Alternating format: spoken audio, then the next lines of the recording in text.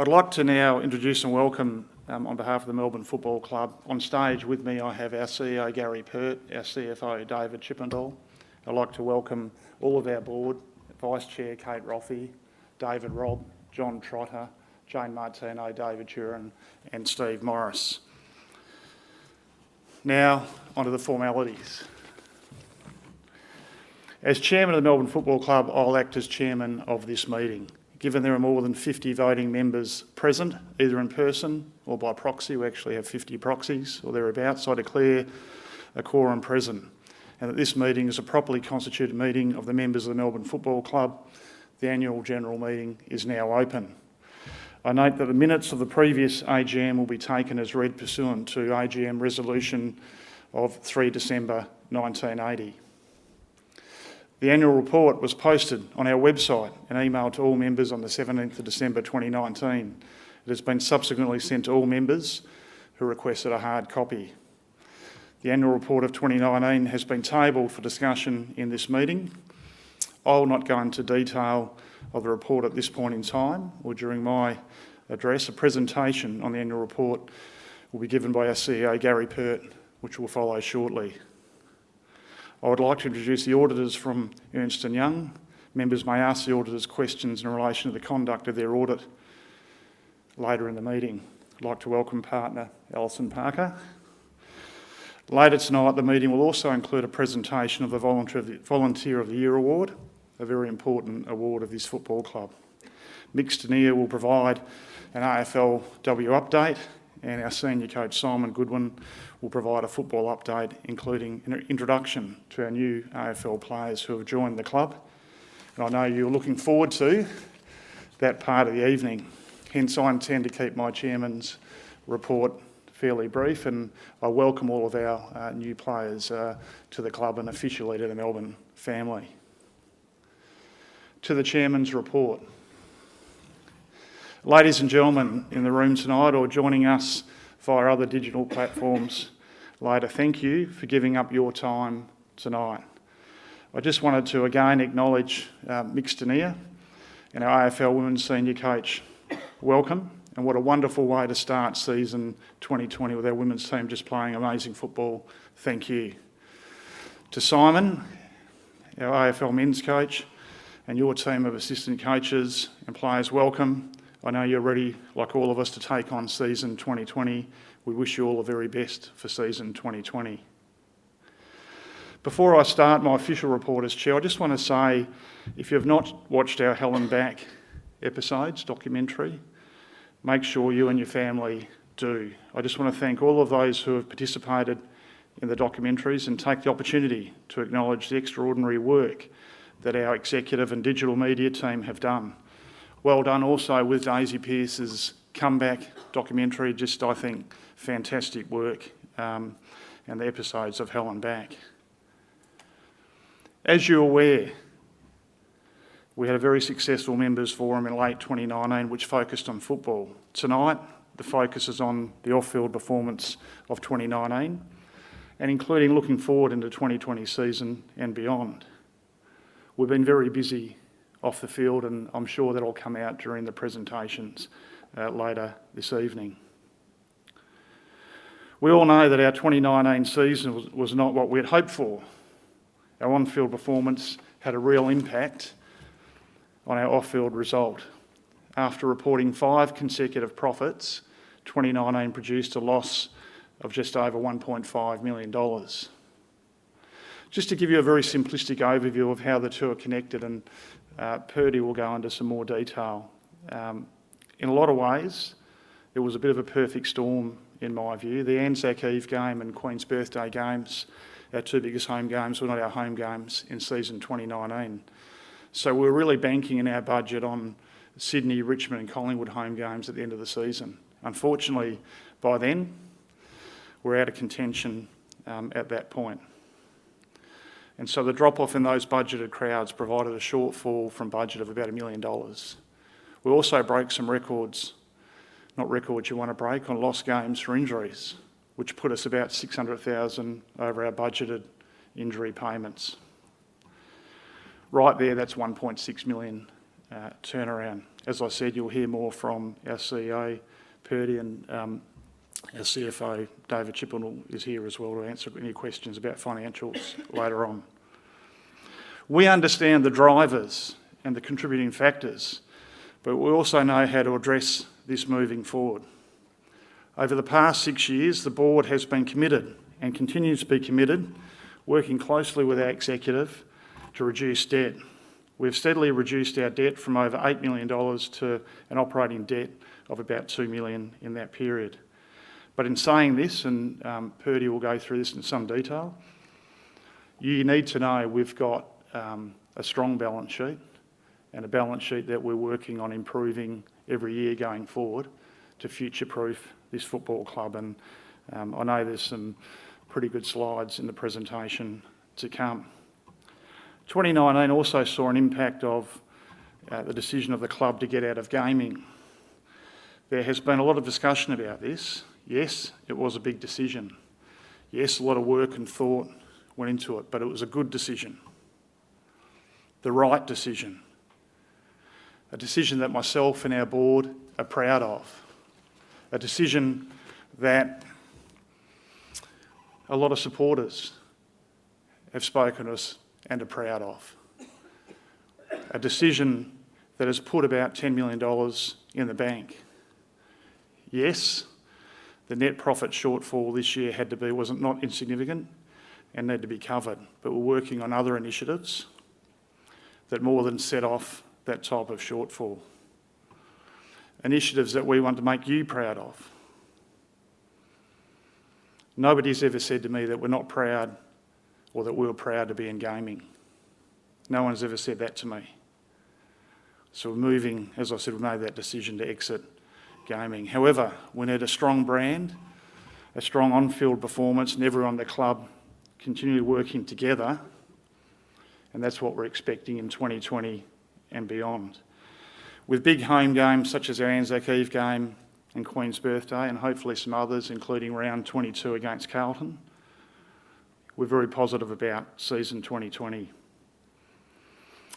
In addition, there's been a lot of work that's gone in off the field for some years, and tonight Purdy will talk about and roll out our club's vision, purpose and values in a presentation, with some impressive slides and documents to take you through it all. And those documents, information will be posted on the website. I won't go into too much detail at this stage, but just give you a brief insight as to how we got there. When I first joined the board about 7 years ago, I asked myself, what was Melbourne's culture? What do we stand for? What are the club's values? And a lot of people were asking me, what does the club stand for? What are the core values of the club? I can tell you that over the past few years, there's been a real commitment and amount of work that's gone into driving the right behaviours and values right across the club, in footy, in staff, at board level, that you should be proud of. We're announcing this now because we've been working on it for years, and with Purdy coming on board, it really refreshed, it's an opportunity to refresh the vision and to bring all of this together as a whole club. And our CEO is very important, as is our exec, as is the board, as is everyone in driving this forward. The club, from me, the chair, board, executive, footy departments, players, are ready, and we all need to embrace our vision, our purpose and club values. All of us, including our members and supporters, we want you to embrace it as well. So what do I mean? Well, what do we stand for as a club, and what are our core values? As I said, I'm not going to go into the detail, but it strikes at the heart of we want to make our people proud to belong. As a club, from board down, we're committed to 4 core values going forward. Trust, respect, unity and excellence. Along with our purpose, we'll drive these values and purpose. There'll be key data and reference points on the big decisions. So will this decision make us proud? Will this decision be consistent with trust? Will people respect this decision? That's something that the board is really strong on from the top. and it's clear that the clear expectation is that we all embrace this. So very briefly, from a board perspective, trust, we're talking about straight talk, no spin, honesty. We're talking about do what you say you'll do. If we say we're going to do something and deliver it, we'll deliver it. You're not going to get spin. Respect. We respect the lands we're meeting on. We respect the jumper. We respect the club. We respect everyone before us. We respect playing our role, knowing our role. We respect the senior coach. We respect the board's role. We respect each other. Unity. We work together, we become tighter. The more we're challenged, the tighter we get as a club. We don't tolerate behaviours that cause disunity.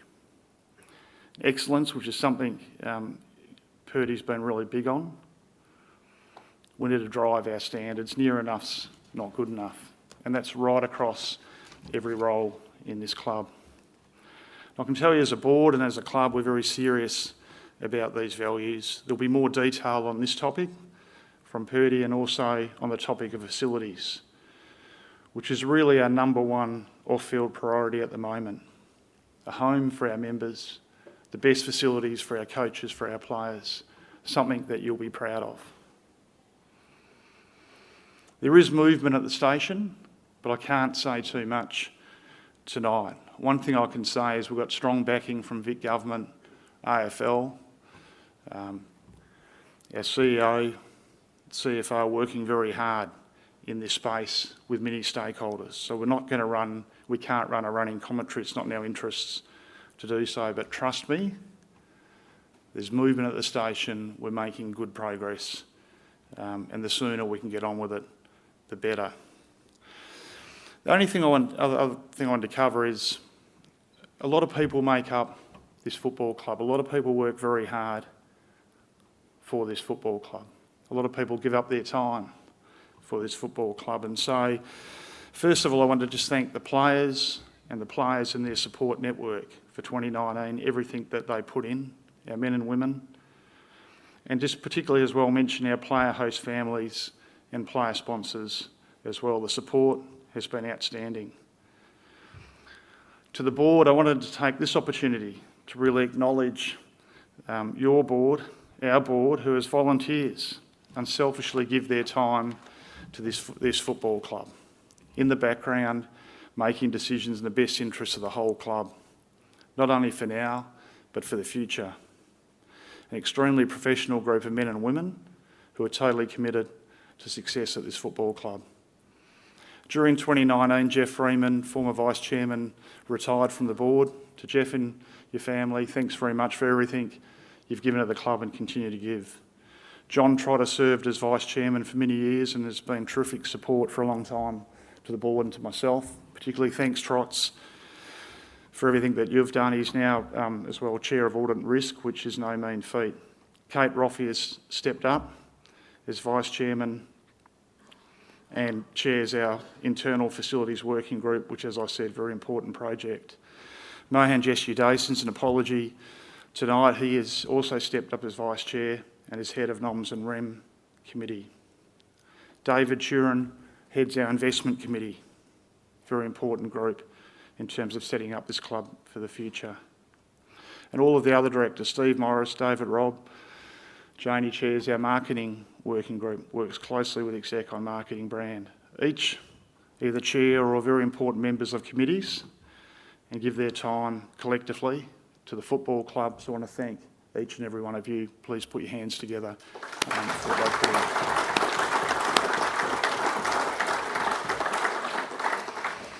To the executive team, our admin staff, all of our coaches, all of our football staff, it takes a lot of people who have worked very hard, and 2019 was a tough year, but we've come through that, stuck together and very excited about what's in front of us. Also our sponsors, all of our sponsors, your support has been unbelievable, and particularly to our co-major sponsors, Zurich and Jaguar. Thanks so much for your ongoing support. Finally, to our CEO Gary Pert and wife Andy, during 2019, joined our club, have really fitted in really well, worked really hard, part of the Melbourne family. I know it's been a challenging period, but we're excited about what's in front of us and continuing to work with Gary, with yourself and your executive team as a unified group in the best interests of this football club. So without further ado, I'd like to welcome our CEO Gary Pert to address the AGM. Thanks very much.